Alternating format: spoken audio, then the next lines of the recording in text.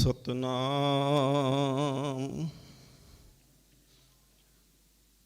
धन वाहिगुरु जी। गगन दुमामा बाजियो परियो निशाने खाओ, खेत जो मांडियो सूरमा अब जूजन को दाओ। सूरा सो पहचानिया जो लरै दीन के हित, पुरजा पुरजा कट मरै कबहू ना छाड़ै खेत। परम सन्मान योग जुगो जुग अटल तख्त चवर छत्र दे मालिक सतगुरु श्री गुरु ग्रंथ साहिब महाराज पातशाह जी की पावन पवित्र हजूरी अंदर मीरी पीरी दे मालिक धन श्री गुरु हरगोबिंद साहिब महाराज जी के मुबारक स्थान गुरुद्वारा श्री बौली साहिब जी विखे सजे हुए सालाना गुरमत समागम के अंदर सतगुरु महाराज जी के चारों साहिबजादे ਅਤੇ सत्कारयोग माता गुजरी जी की याद में सजे समागम में हाज़रियां भर रही गुरु रूप गुरु खालसा संगत जीओ। सतगुरु महाराज बख्शिश करन गुरु गोबिंद सिंह महाराज विच वर्तन गुरु इतिहास की सांझ आप जी दे नाल कर सकां। छोटे साहिबजादियां दी शहादत किवें हुंदी है, इस इतिहास ते इस शहीदी सफ़र दे नाल आपां सांझ करिए। आप संगत असीस बख्शो और मन बिरतियां एकाग्र करन दा यतन करियो ताकि असीं इतिहास नूं महसूस कर सकीए। इतिहास केवल सुनन तक ही सीमित ना रहे, असीं इतिहास ते हमराज हो सकीए। आप संगत आसीस बख्शो। गुरु गोबिंद सिंह महाराज जी की बख्शिश फतेह प्रवान करो जी। वाहिगुरु जी का खालसा वाहिगुरु जी की फतेह। थोड़ी आवाज़ वधा दिओ जी। ਜਿਹੜਾ ਸਾਕਾ ਅਸੀਂ ਅੱਜ ਮਨਾਉਂਦੇ ਪਏ ਆ ਪੋਹ ਦੇ ਮਹੀਨੇ ਦੇ ਅੰਦਰ, ਅਸਲ ਦੇ ਵਿੱਚ ਇਹਦੀ ਆਰੰਭਤਾ ਜਿਹੜੀ ਹੈ ਮਈ ਤੋਂ ਸ਼ੁਰੂ ਹੋ ਜਾਂਦੀ ਹੈ। तकरीबन 7 महीने के घेरे तो बाद विच सतगुरु महाराज जी अखीर ते सौवां खादियां गईयां। गां की कसम खाधी जाती है, जनेऊ की कसम खाधी जाती है। इत्थों तक कि हिंदुस्तान का बादशाह जिहड़ा है वो कुरान की जिल्त के उपर कसम लिख के भेजदा है कि सतगुरु महाराज आप किला छड्ड जाओ, तुहाडे ते हमला नहीं होवेगा। महाराज मैं दीने कांगड़ आके मिलांगा। पर सतगुरु महाराज जानते ने कि सौं जिहड़ी खाधी जा रही है ये बिल्कुल झूठी है।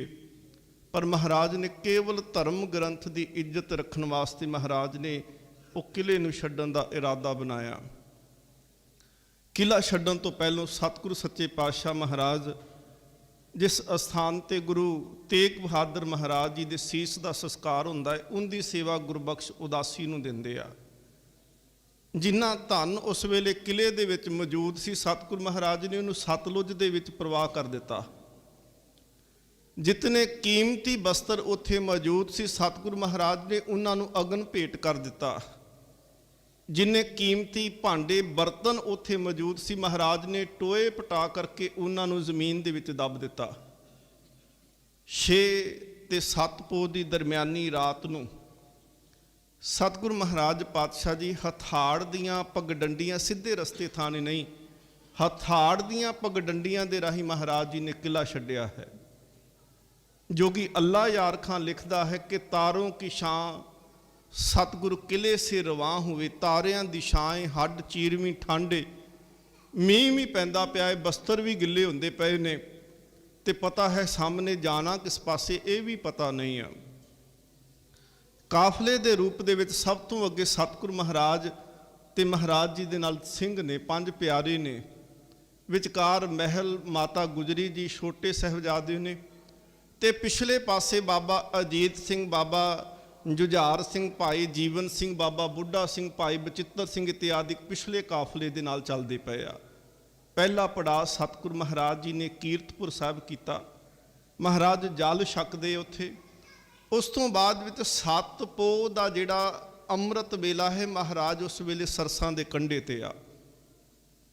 ਜੋਗੀ ਅੱਲਾ ਯਾਰ ਖਾਂ ਲਿਖਦਾ ਏ ਕਿ ਇਸ ਗੜੀ ਜਪਜੀ ਪੜਨਾ ਜ਼ਰੂਰ ਥਾ। ਧਿਆਨ ਦਿਓ ਇਸ ਗੱਲ ਨੂੰ ਕਿ ਜਪਜੀ ਕਿੰਨਾ ਕੁ ਜ਼ਰੂਰੀ ਸੀ। ਪਰਿਵਾਰ ਵਿਛੜ ਜਾਣਾ ਹੈ, ਪੁੱਤਰਾਂ ਨੇ ਚਮਕੌਰ 'ਚ ਸ਼ਹੀਦ ਹੋਣਾ ਹੈ, 2 ਸਰਹੰਦ ਵਿੱਚ ਸ਼ਹੀਦ ਹੋਣਗੇ। ਅੱਜ ਪਰਿਵਾਰ ਇਕੱਠਾ, ਕੱਲ੍ਹ ਨੂੰ ਪਤਾ ਨਹੀਂ ਇਕੱਠਾ ਹੋਵੇਗਾ ਕਿ ਨਹੀਂ ਹੋਵੇਗਾ, ਪਰ ਜਪਜੀ ਇੰਨਾ ਪੜ੍ਹਨਾ ਜ਼ਰੂਰੀ। ਮਹਾਰਾਜ ਨੇ ਇਹ ਦੱਸ ਦਿੱਤਾ ਹੈ ਕਿ ਜਿੰਨੇ ਸਰੀਰ ਦੇ ਵਾਸਤੇ ਸਵਾਸ ਜ਼ਰੂਰੀ ਨੇ, ਉਹਨਾਂ ਸਿੱਖ ਦੇ ਵਾਸਤੇ ਜਪਜੀ ਪੜ੍ਹਨਾ ਜ਼ਰੂਰੀ ਆ। ਇਸ ਗੜੀ ਜਪਜੀ ਪੜ੍ਹਨਾ ਜ਼ਰੂਰ ਥਾ, ਪੜ੍ਹ ਕੇ ਗੁਰੂ ਗ੍ਰੰਥ ਕੋ ਵਰਨਾ ਸਰੂਰ ਥਾ। ਮਹਾਰਾਜ ਨੇ ਅੰਮ੍ਰਿਤ ਵੇਲੇ ਜਿੱਥੇ ਗੁਰਦੁਆਰਾ ਜੀ ਪਰਿਵਾਰ ਵਿਛੋੜਾ, ਉੱਥੇ ਮਹਾਰਾਜ ਨੇ ਆਸਾ ਕੀ ਵਾਰ ਆਪ ਕੀਰਤਨ ਕੀਤਾ ਤੇ ਅਰਦਾਸ ਕੀਤੀ ਕਿ ਹੇ ਰੱਬ, ਹੇ ਵਾਹਿਗੁਰੂ, ਮੈਂ ਤੇਰੀ ਰਜ਼ਾ ਦੇ ਵਿੱਚ ਖੁਸ਼ ਹਾਂ।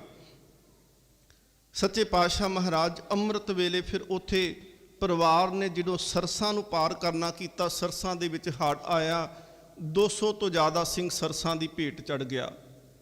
150 ਸਿੰਘ ਝੱਖੀਆਂ ਪਿੰਡ ਦੀ ਜੂਹ ਵਿੱਚ ਸ਼ਹੀਦ ਹੁੰਦੇ ਨੇ। ਬਾਬਾ ਜੀਵਨ ਸਿੰਘ, ਸਿੱਖ ਇਤਿਹਾਸ ਦੀ ਪਹਿਲੀ ਬੀਬੀ ਭਿੱਖਾਂ ਕੌਰ ਉੱਥੇ ਸ਼ਹੀਦ ਹੁੰਦੀ, ਭਾਈ ਉਦੇ ਸਿੰਘ ਉੱਥੇ ਸ਼ਹੀਦ ਹੁੰਦੇ ਨੇ। ਸਰਸਾਂ ਦੇ ਪਾਰਲੇ ਬੰਨੇ ਮਲਕਪੁਰ ਰੰਗੜਾਂ ਦੇ ਵਿੱਚ ਭਾਈ ਬਚਿੱਤਰ ਸਿੰਘ 100 ਸਿੰਘਾਂ ਦੇ ਨਾਲ ਲੜਦੇ ਪਏ ਨੇ, ਉੱਥੇ 100 ਸਿੰਘ ਉੱਥੇ ਸ਼ਹੀਦ ਹੁੰਦੇ ਨੇ। ਪਰਿਵਾਰ 3 ਹਿੱਸਿਆਂ ਦੇ ਵਿੱਚ ਹੋਇਆ।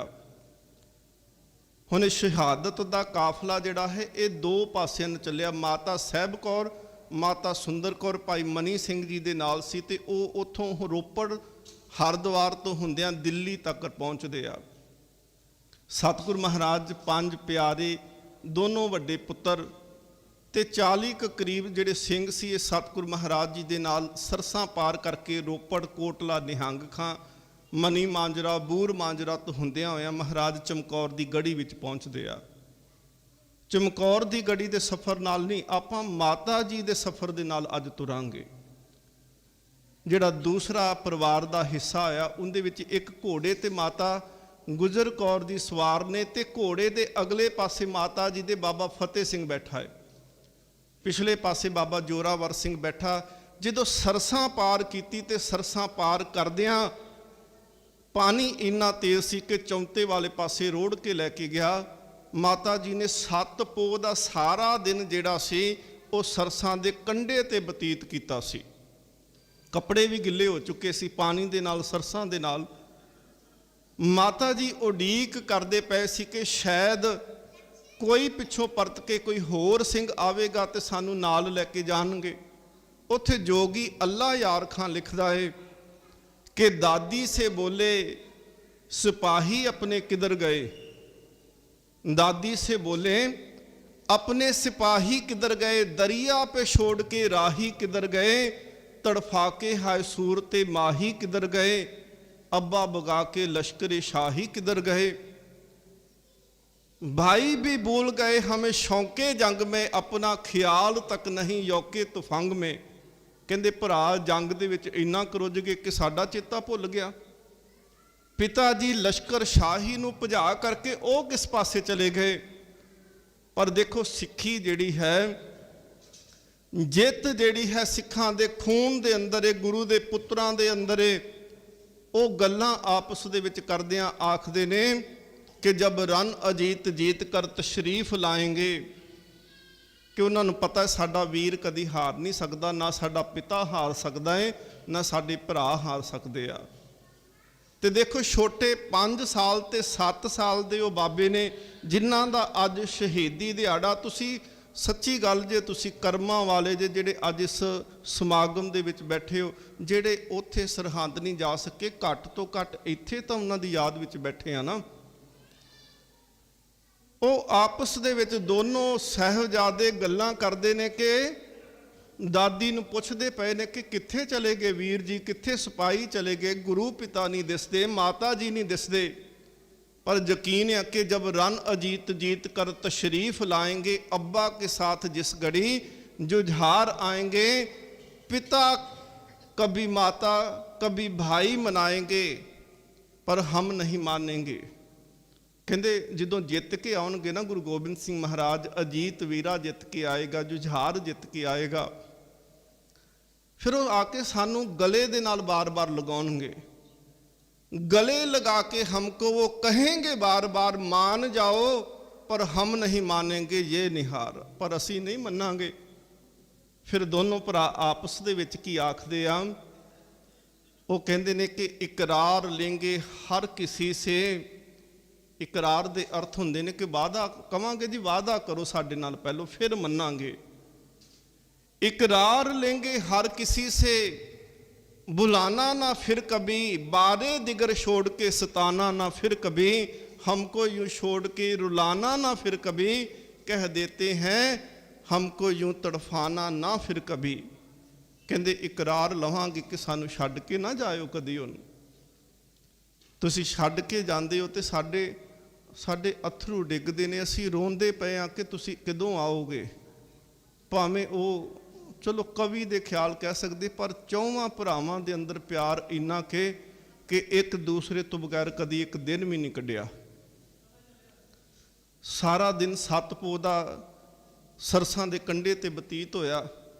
शाम दे समय एक कुम्मा माशकी उत्थे है, उनकी शान दे विच माता जी ते छोटे साहबजादे ने रात कट्टी। लक्ष्मी ब्राह्मणी मसरां दी दाल ते प्रशादा तैयार करके लियाई। ते इस गल नूं कदी भी भुल्लिओ ना कि 7 पोह दी शाम दा साहबजादियां ने प्रशादा खादा ते 7 पोह तो लैके 13 पोह दी शहादत हुंदी, उदों तक किसी ने उन्हां नूं रोटी एक बुरकी तक नहीं खवाई।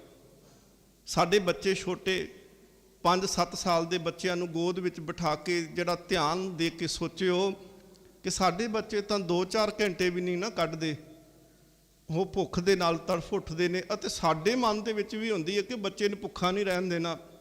इतिहास पढ़ के देखो, इतिहास विच किते भी नहीं लिखिया कि बाबा जोरावर सिंह बाबा फतेह सिंह ने कहा वे दादी सानू भुख लगी आ। इतिहास किते नहीं लिखिया कि दादी असी थक गए आ, तुर नहीं सकते। इतिहास किते नहीं लिखिया उन्हें कहा होवे कि दादी सानू ठंड लगती पई आ, असी ठंड नहीं सहार सकते। उस रात प्रशादा छकिया। अगली सवेर गंगू लैके जांदा सहेड़ी, रात वो रोटी लैके आया। साहबजादियां दे सामने जो रोटी रखी तो साहबजादे आखदे ने, दुन्ना सिंह हंडोरिया आखदा है, कहते साहबजादियां दे सामने रोटी इन्नी क उनकी हालत रोटी की माड़ी सी, वो आखदे ने वो ऐसो रोटी कर लियाओ हमरे काग ना कुकर खाओ। कहते दादी गंगू तो रसोईया रहा, इनू तो पता इहो जी रोटी तो असी कदी कावां ते कुत्तियां नूं भी नहीं पाई, इहो जी रोटी तो खाधी नहीं जा सकती, किवें खाई असी। उत्थे दादी ने खुरजी चों पैसे कढ़े ते कुछ पतासे उत्थों मिठा मंगाया। खुरजी देख के गंगू दे मन दे विच लालच जागया, उन्हें रात नूं खुरजी चुकी है। रात नूं खुरजी चुकी ते वेड़े दे विच नप दित्ती। माता जी ने चुकदियां देखिया, सवेरे पुछया, कहंदे गंगू चंगा किता खुरजी साम ली। उन्हें रौला पाउणा शुरू करता कि मैं चोर थोड़ी, ते सब तो ज़्यादा रौला वो पाएगा जिहड़ा झूठा होवेगा।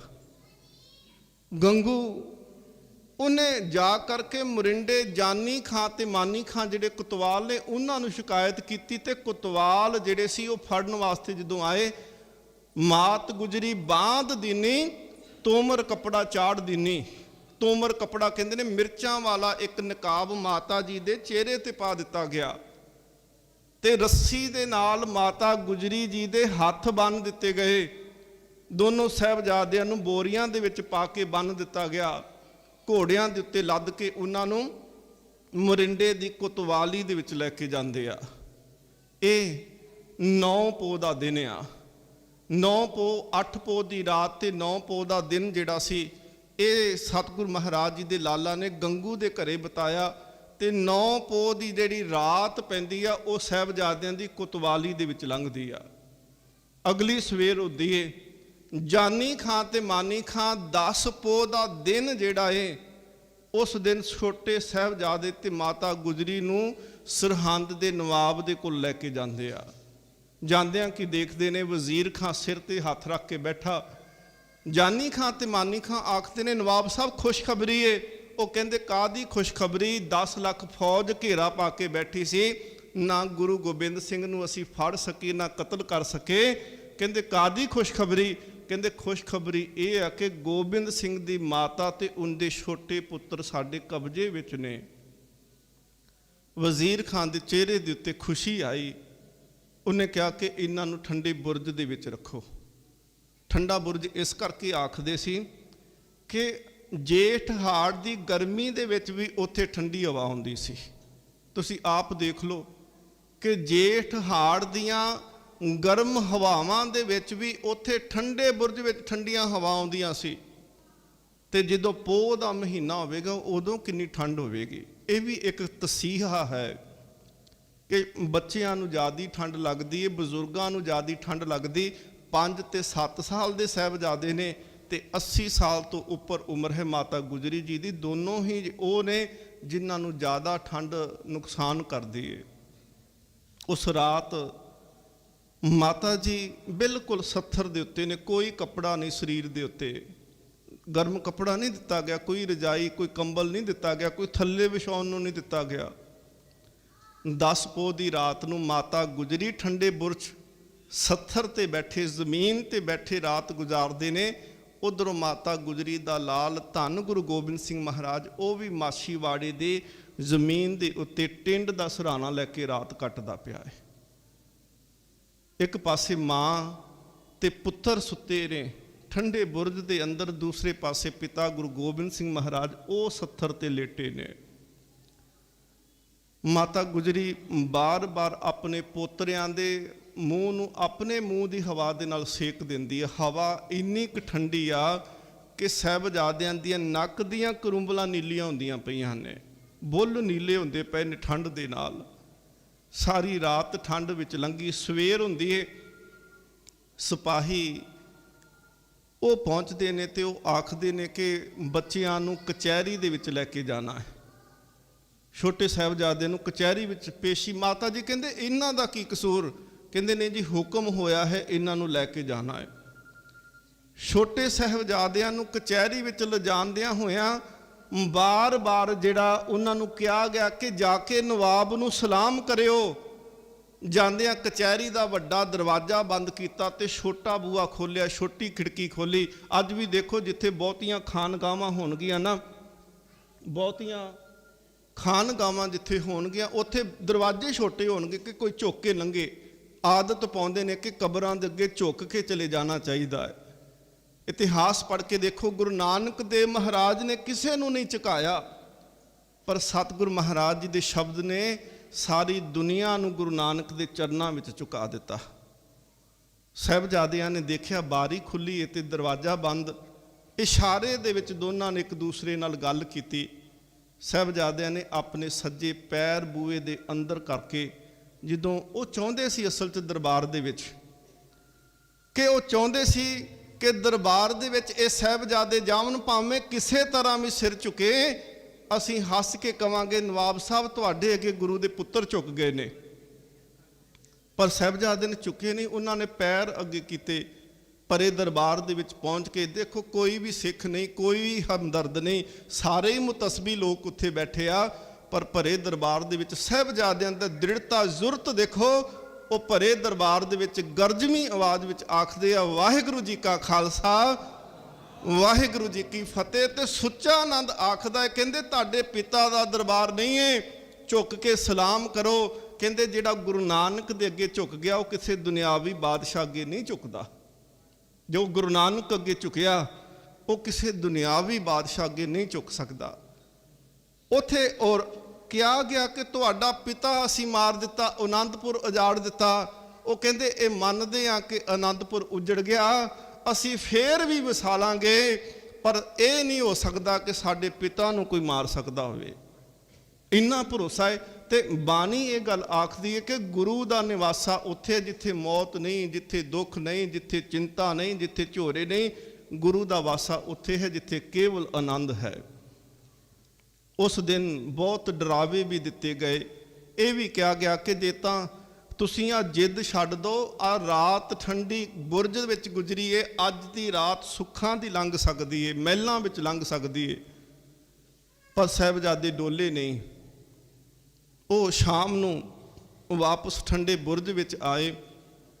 ਦਾਦੀ ਨੂੰ ਆ ਕੇ, ਜਿਵੇਂ ਬੱਚਾ ਸਕੂਲੋਂ ਕੋਈ ਇਨਾਮ ਜਿੱਤ ਕੇ ਆਉਂਦਾ ਹੈ ਤੇ ਆ ਕੇ ਮਾਂ ਨੂੰ ਦੱਸਦਾ ਨਾ ਕਿ ਮਾਂ ਮੈਂ ਅੱਜ ਆਹ ਜਿੱਤ ਕੇ ਆਇਆ, ਅੱਜ ਉੱਥੇ ਸਕੂਲ ਵਿੱਚ ਆ ਹੋਇਆ। ਸਾਹਿਬਜ਼ਾਦੇ ਵੀ ਇਹ ਐਸਾ ਪਰਚਾ ਪਾ ਕੇ ਆਏ ਤੇ ਬਾਰ-ਬਾਰ ਦੱਸਦੇ ਨੇ, ਦਾਦੀ ਉੱਥੇ ਉਹਨਾਂ ਨੇ ਆਹ ਆਖਿਆ ਏ। ਉਹ ਕਹਿੰਦੇ ਸੀ ਤੁਹਾਡਾ ਪਿਤਾ ਮਾਰਤਾ।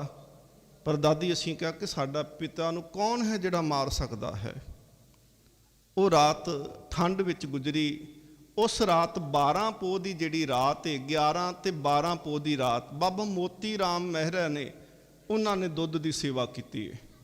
ਵਿਦਵਾਨ ਅੱਜ ਆਖਦੇ ਨੇ ਕਿ ਰੱਸੀ ਦੇ ਨਾਲ ਬੰਨ੍ਹ ਕੇ ਦੁੱਧ ਉੱਤੇ ਪਹੁੰਚਾਇਆ ਗਿਆ ਤੇ ਇਸ ਦੇ ਬਦਲੇ ਬਾਬਾ ਮੋਤੀ ਰਾਮ ਤੇ ਉਹਦੇ ਪਰਿਵਾਰ ਨੂੰ ਕੋਲੂ ਦੇ ਵਿੱਚ ਪੀੜ ਦਿੱਤਾ। ਇਤਿਹਾਸ ਦੇ ਬਚਨ ਨੇ, ਧੰਨ ਮੋਤੀ ਜਿਨ ਪੁੰਨ ਕਮਾਇਆ, ਗੁਰ ਲਾਲਾਂ ਤਾਈਂ ਦੁੱਧ ਪਿਆਇਆ। ਸਤਿਕਾਰਯੋਗ ਮਾਤਾ ਜੀ ਨੇ ਰਾਤ ਸਾਹਿਬਜ਼ਾਦਿਆਂ ਦੇ ਨਾਲ ਕੱਟੀ। ਅਗਲੀ ਸਵੇਰ ਹੁੰਦੀ ਹੈ 12 ਪੋਹ ਦੀ ਸਵੇਰੇ। ਅੱਜ ਦੀ ਕਚਹਿਰੀ ਵੀ ਖਾਸ ਲੱਗੀ।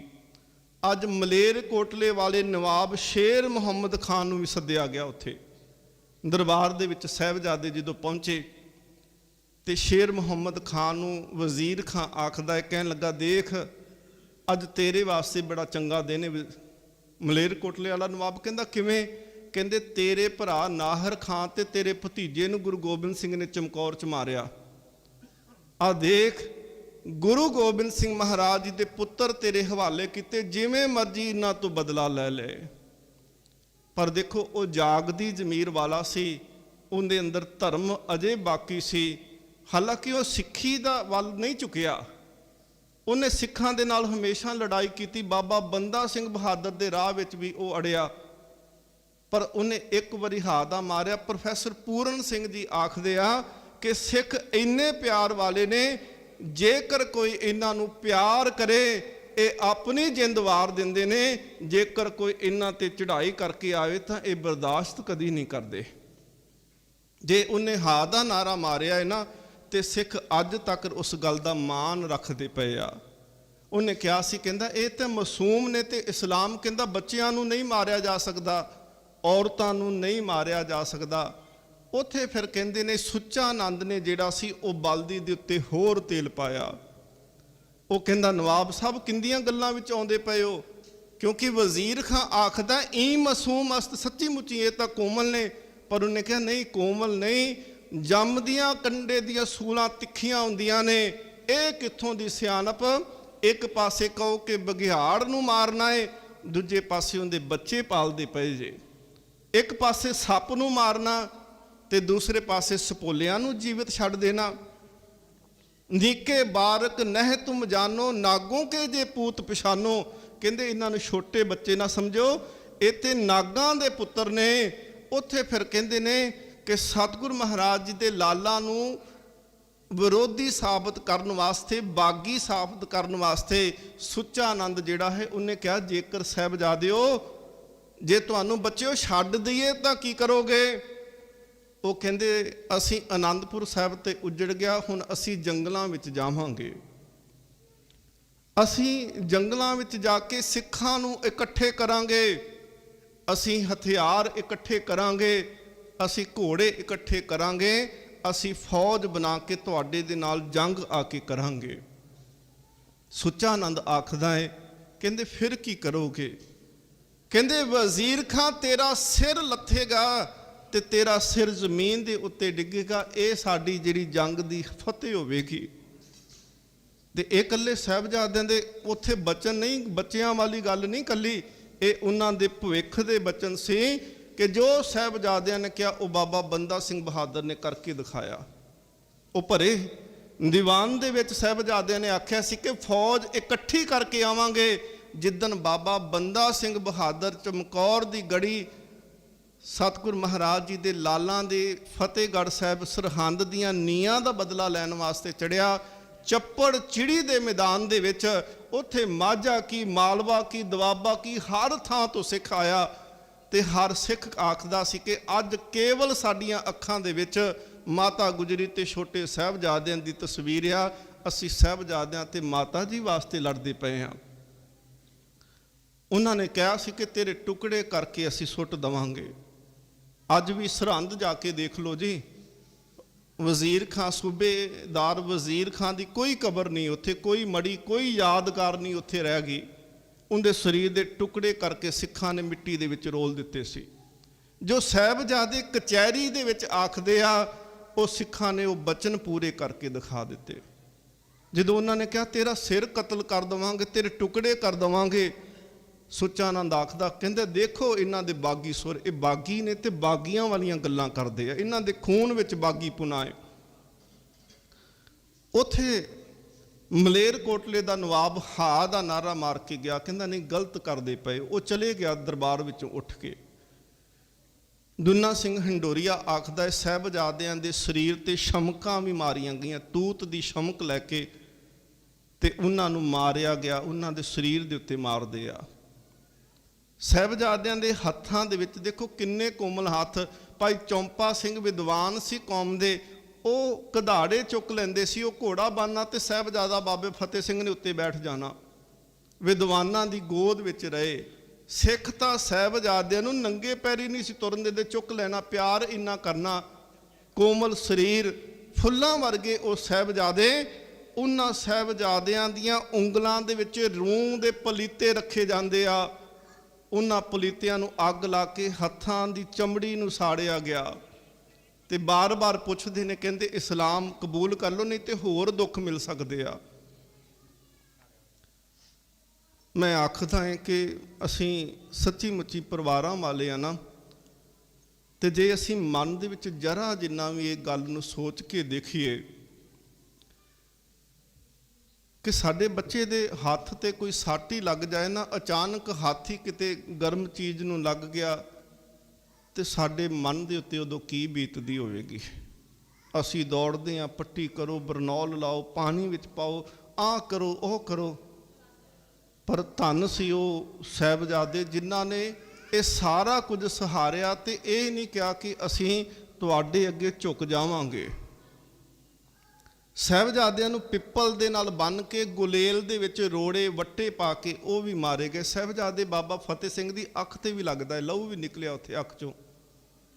ਬਾਬਾ ਜੋਰਾਵਰ ਸਿੰਘ, ਬਾਬਾ ਫਤਿਹ ਸਿੰਘ ਬਿਲਕੁਲ ਅਡੋਲ ਰਹੇ। 12 ਪੋਹ ਦੀ ਕਚਹਿਰੀ ਸਮਾਪਤ ਖਤਮ ਹੁੰਦੀ ਹੈ ਤੇ ਸਾਹਿਬਜ਼ਾਦਿਆਂ ਨੂੰ ਉਹਨਾਂ ਨੂੰ ਵਾਪਸ ਠੰਡੇ ਬੁਰਜ ਵਿੱਚ ਭੇਜਿਆ ਗਿਆ। ਇਹ ਤੀਸਰੀ ਰਾਤ ਹੈ ਠੰਡੇ ਬੁਰਜ ਦੇ ਵਿੱਚ। ਅਸੀਂ ਇੱਕ ਰਾਤ ਨਹੀਂ ਬੈਠ ਸਕਦੇ। ਕਿਤੇ ਜਾਓ ਠੰਡੇ ਬੁਰਜ ਵਿੱਚ ਅੱਜ ਦੇ ਦਿਨਾਂ 'ਚ, ਤੇ ਉੱਥੇ ਬਾਹਰ ਬੈਠ ਕੇ ਨਾ ਕੁਝ ਘੜੀਆਂ, ਕੁਝ ਸਮੇਂ ਵਾਸਤੇ, ਕੁਝ ਮਿੰਟਾਂ ਵਾਸਤੇ ਨੇਤਰ ਬੰਦ ਕਰਿਓ, ਆਪਣੇ ਬੱਚੇ ਨੂੰ ਗੋਦ ਵਿੱਚ ਬਿਠਾਇਓ ਤੇ ਯਾਦ ਕਰਕੇ ਦੇਖਿਓ ਕਿ ਸਾਹਿਬਜ਼ਾਦੇ ਸਾਡੇ ਵਾਸਤੇ ਕੀ ਕਰਕੇ ਗਏ ਆ। ਜੋ ਸਾਹਿਬਜ਼ਾਦੇ ਸਾਡੇ ਵਾਸਤੇ ਕਰਕੇ ਗਏ, ਉਹਦਾ ਕਰਜ਼ਾ ਅਸੀਂ ਉਤਾਰ ਨਹੀਂ ਸਕਦੇ। ਬਾਬਾ ਜੋਰਾਵਰ ਸਿੰਘ, ਬਾਬਾ ਫਤਿਹ ਸਿੰਘ ਜਦੋਂ ਸ਼ਾਮ ਨੂੰ ਵਾਪਸ ਪਹੁੰਚੇ ਤੇ ਦਾਦੀ ਨੂੰ ਅੱਜ ਸਾਰਾ ਕੁਝ ਦੱਸਦੇ ਨੇ, ਦਾਦੀ ਆ ਦੇਖ ਸਾਡੇ ਹੱਥ, ਇਹਨਾਂ ਹੱਥਾਂ ਨੂੰ ਸਾੜਿਆ ਗਿਆ ਸੀ, ਸਾਨੂੰ ਆ ਦੇਖ ਸ਼ਮਕਾਂ ਵੀ ਮਾਰੀਆਂ ਗਈਆਂ, ਪੱਥਰ ਮਾਰੇ ਗਏ ਦਾਦੀ ਮਾਂ। ਉਹ ਕਹਿੰਦੇ ਸੀ ਮੁਸਲਮਾਨ ਬਣ ਜਾਓ, ਪਰ ਅਸੀਂ ਕਿਹਾ ਨਹੀਂ, ਅਸੀਂ ਬਿਲਕੁਲ ਨਹੀਂ ਬਣਨਾ। ਮਾਤਾ ਜੀ ਨੇ ਕੁੱਟ ਕੇ ਬੱਚਿਆਂ ਨੂੰ ਆਪਣੀ ਛਾਤੀ ਦੇ ਨਾਲ ਲਾਇਆ। ਰਾਤ ਲੰਘਦੀ ਤੇ ਅੱਜ ਦਾ ਦਿਨ 13 ਪੋਹ ਦਾ ਦਿਨ ਆਉਂਦਾ ਹੈ। ਸਵੇਰ ਅੰਮ੍ਰਿਤ ਵੇਲੇ ਮਾਤਾ ਗੁਜਰ ਕੌਰ ਜੀ ਬੱਚਿਆਂ ਸਾਹਿਬਜ਼ਾਦੇ ਬਾਬਾ ਜੋਰਾਵਰ ਸਿੰਘ ਤੇ ਬਾਬਾ ਫਤਿਹ ਸਿੰਘ ਨੂੰ ਉਠਾਉਂਦੇ ਆ। ਤੇ ਜੋਗੀ ਅੱਲਾ ਯਾਰ ਖਾਨ ਲਿਖਦਾ ਹੈ, ਉਹ ਕਹਿੰਦਾ ਹੈ ਕਿ ਜਾਣੇ ਸੇ ਪਹਿਲੇ, ਦੇਖੋ ਮੁਸਲਮਾਨ ਨੇ ਤੇ ਉਹਦੇ ਅੰਦਰ ਕਿੰਨਾ ਦਰਦ ਆ। ਉਹ ਜਿਵੇਂ ਉਸ ਸਾਕੀ ਨੂੰ ਅੱਖੀਂ ਵੇਖਦਾ ਹੋਵੇ ਤੇ ਦਾਦੀ ਬੱਚਿਆਂ ਨੂੰ ਆਖਦੀ ਪਈ ਆ ਕਿ ਜਾਣੇ ਸੇ ਪਹਿਲੇ गले से लगा तो लूं, केसों को कंगी करूं, मुंह दुहला तो लूं, प्यारे से सरों पर नन्ही सी कलगी सजा तो लूं, आओ मरने से पहले तुम्हें दुल्हा बना तो लूं। पता है कि रोज़ साहिबजादे वापस आउंदे सी, भावें तसीह सह के आउंदे सी। पर अज जान के परत के इन्होंने कदी नहीं आना। माता जीतो जी जो चढ़ाई की बाबा फतेह सिंह छोटे जे सी उदों, माता गुजरी जी ने रूह दियाँ पूनियाँ बना के दुध च प्योनियाँ ते साहिबजादे नूं वो दुध प्योना रूह दियाँ पूनियाँ नाल। माता जीतो जी दे चढ़ाई करन तो लैके ते शहादत तक एक भी रात ऐसी नहीं जिदन माता जी ने साहिबजादे नूं अखां तो दूर किया होवे। उत्थे जदों तुरन लगे आ, सोहन सिंह शीतल उत्थे लिखदा है, जिवें घर च खुशी होवे ना, पुत्त दा विआह होवे ते माँ चढ़ाई कीती होवे ते असीं उडीक आवाज़ मार के कहने जे तूं जिउंदी हुंदी ते आ साडे कोल बहिंदी, तूं भी खारे चढ़न दे गीत गाउंदी। उत्थे फिर माता जीतो जी नूं आवाज़ देंदे माता सुंदरी माता गुजरी जी वो कहंदे ने आजा जीतो राणीए लै मिंट उदारे।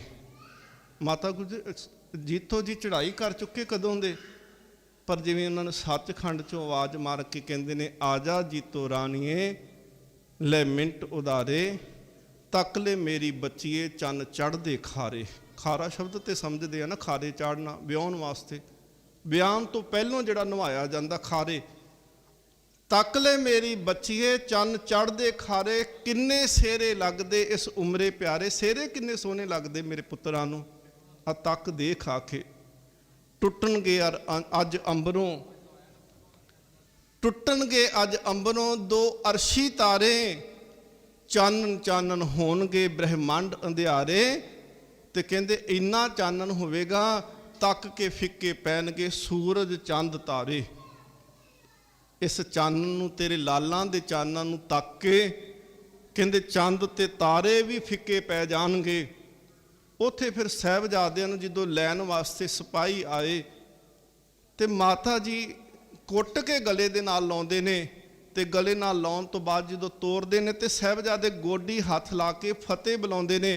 ते उत्थे साहिबजादियां ने जो किया वो सोहन सिंह शीतल आखदा है, तुरपे दोवें लाडले जद फतेह बुला के वार अखीरी माँ दे चरनी हथ ला के बूहे विचों परत के बोले मुस्का के, माँ उडीकांगे असीं सचखंड विच जाके, पर ना आउणा तुसां ने बहुता चिर लाके, थक ना जाइए अम्मीए असीं औसियां पाके, साडा जी नहीं लगना तुसीं छेती आउणा, नहीं ते रुस जू फतेह सिंह तेरा जी परचाउणा, मिन्नतां कर कर अम्मीए फिर पऊ मनाउणा। उत्थे फिर दादी ने अगों आवाज़ दे के आख्या सी जिवें पोतरे शहीद होने वास्ते चले, ते दादी कहंदी मैं सबर किवें रखांगी। माता गुजरी जी आखदे आ, चलो मेरे हीरियो मैं मगरे आवां, पुत्तां बाजों जिउंदियां कद सुनियां मावां, पुत्तां दवाले राम कर मावां दियां बावां, जिधर जांदे हंस उधर जांदियां छावां, मैं तोर करदियां रौनकां सचखंड वसावां।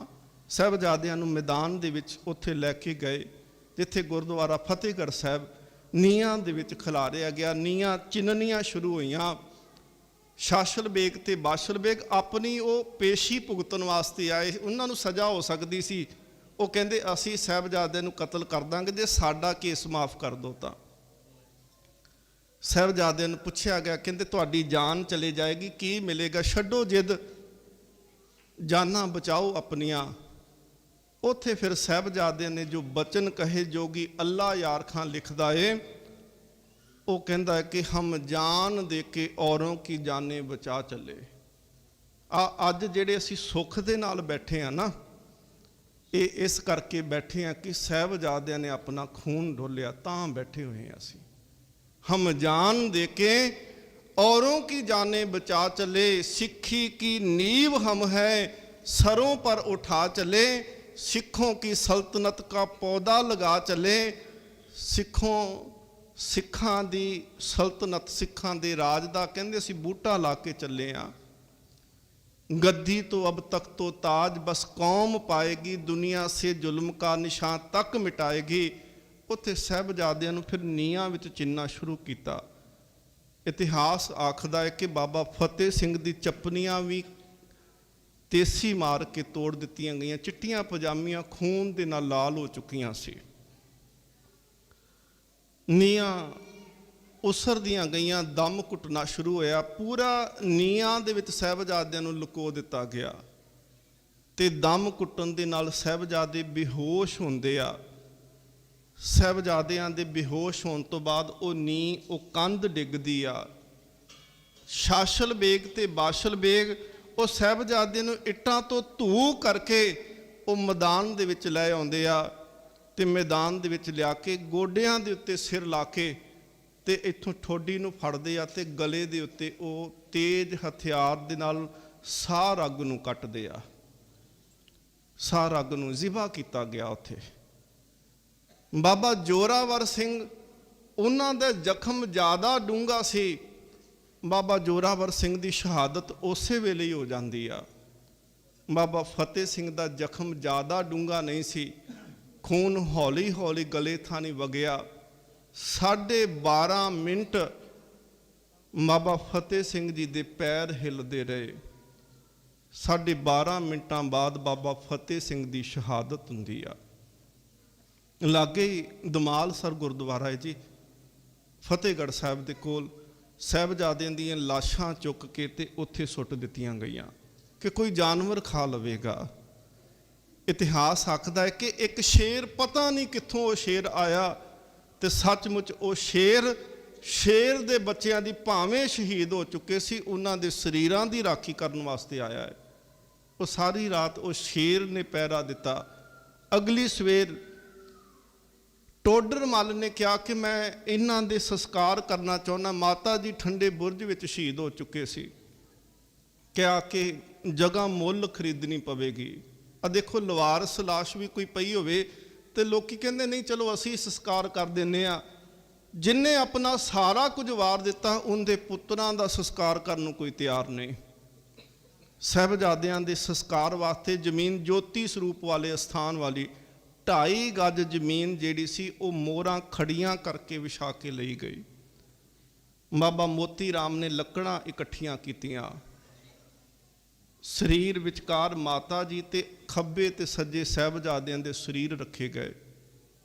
ਬਾਬਾ ਟੋਡਰ ਮੱਲ ਜੀ ਨੇ ਉਸ ਵੇਲੇ ਸਾਹਿਬਜ਼ਾਦਿਆਂ ਦੇ ਸਰੀਰਾਂ ਦਾ ਸੰਸਕਾਰ ਕੀਤਾ। ਉਧਰੋਂ ਦੂਸਰੇ ਪਾਸੇ ਸਤਿਗੁਰੂ ਮਹਾਰਾਜ ਪਾਤਸ਼ਾਹ ਚਮਕੌਰ ਦੀ ਗੜੀ ਤੋਂ ਮਾਛੀਵਾੜੇ ਤੋਂ ਸਤਿਗੁਰੂ ਮਹਾਰਾਜ ਆਲਮਗੀਰ ਤੋਂ ਹੁੰਦਿਆਂ ਸੱਚੇ ਪਾਤਸ਼ਾਹ ਮਹਾਰਾਜ ਰਾਏ ਕੱਲੇ ਦੇ ਕੋਲ ਪਹੁੰਚਦੇ ਆ।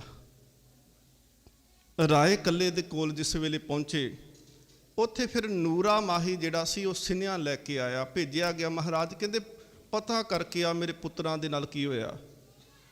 ਨੂਰਾ ਮਾਹੀ ਸਿਨਿਆ ਲੈ ਕੇ ਆਉਂਦਾ ਏ। ਜਦੋਂ ਵਾਪਸ ਆਇਆ ਤੇ ਅੱਖਾਂ ਲੁਕੋਈ ਜਾਵੇ। ਵਾਪਸ ਆਇਆ, ਅੱਖਾਂ ਲੁਕੋਈ। ਮਹਾਰਾਜ ਕਹਿੰਦੇ ਅੱਖਾਂ ਤਾਂ ਕਰ ਤੇ ਦੱਸ ਕੀ ਹੋਇਆ। ਆਖਰੀ ਕਵਿਤਾ ਕਹਿ ਕੇ ਮੈਂ ਸਮਾਪਤੀ ਕਰਾਂ। ਉੱਥੇ ਵਿਦਵਾਨ ਨੇ ਲਿਖਿਆ ਕਿ ਸਰਹੰਦ ਚੋਂ ਸੁਨੇਹਾ ਮਿਲਿਆ ਕਿ ਲਾਲ ਟੁਰ ਗਏ, ਦੋਵੇਂ ਸ਼ਹੀਦ ਹੋ ਗਏ, 9 ਨਿਹਾਲ ਟੁਰ ਗਏ। ਸੂਬੇ ਨੇ ਕੰਧਾਂ ਦੇ ਵਿੱਚ ਪੀੜ ਦਿੱਤੇ, ਕੋਮਲ ਸਰੀਰ ਸੀ ਇੱਟਾਂ ਦੇ ਵਿੱਚ ਨਪੀੜ ਦਿੱਤੇ। ਇਹ ਗੱਲ ਸੁਣ ਕੇ ਸਾਰੀ ਮੁਸਕਰਾ ਕੇ ਉਹ ਉੱਠਿਆ।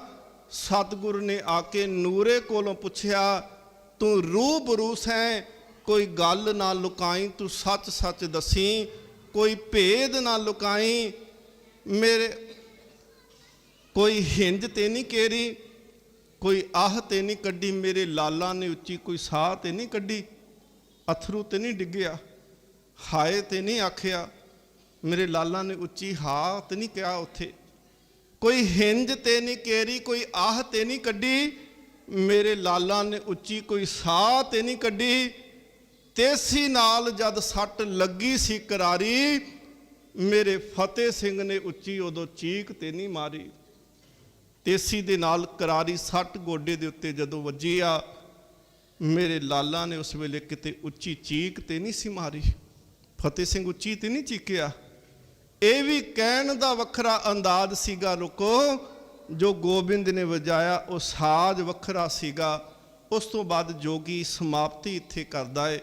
जोगी जी बस हुई इतनी देर थी, बसती सरहंद ईटों का ढेर थी। सचमुच बसदी हुई सरहंद नूं बाबा बंदा सिंह बहादुर ने इट्टां दा ढेर करता। सिख जदों जाते उत्थे इट्टां चुकनियां ते सतलुज तो सुट के आउणियां। सरहंद नूं खून लहू मारी सरहंद नूं आखना, ते जदों सिखां ने जाना अखां 'च अथरू विखने, ते उन्हां अथरूआं विच बाबा जोरावर सिंह, बाबा फतेह सिंह ते माता गुजरी दिसने। अज असीं उन्हां लालां दे वारस हां।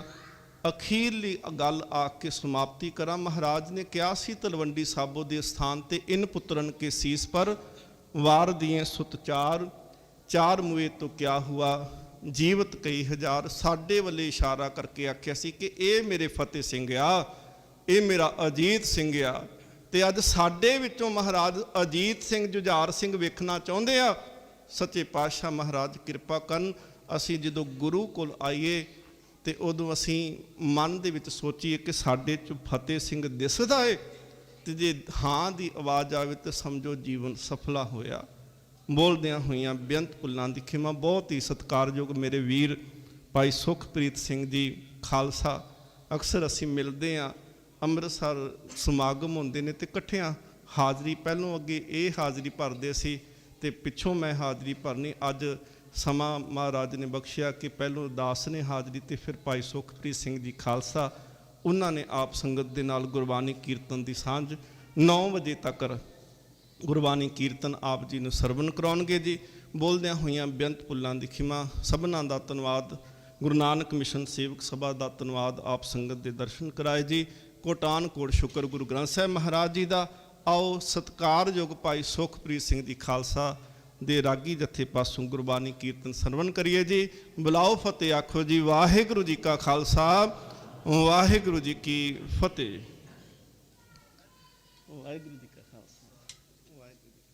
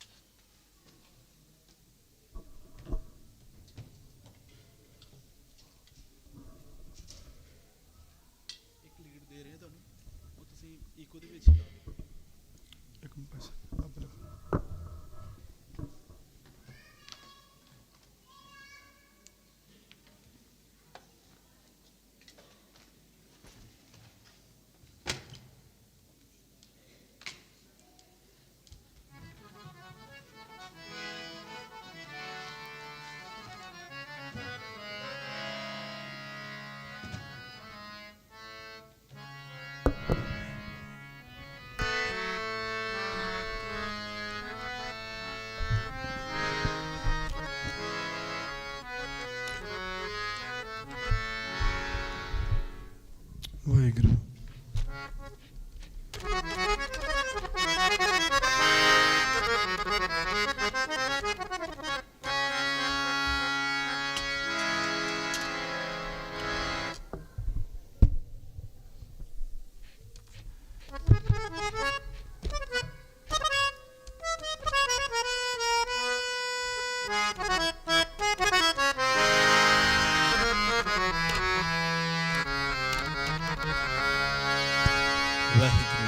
वाहिगुरू।